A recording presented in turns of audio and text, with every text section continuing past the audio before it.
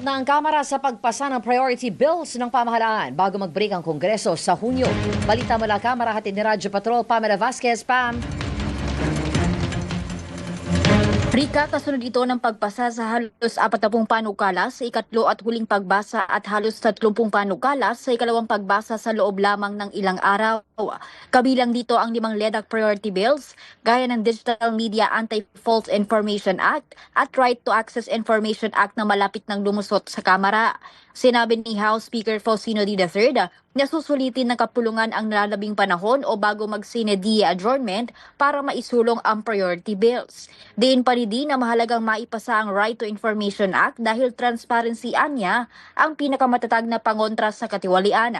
Maging ang mga panukalang magpoprotekta sa kabataan laban sa online abuse ay tatrabahuhin ng kapulungan.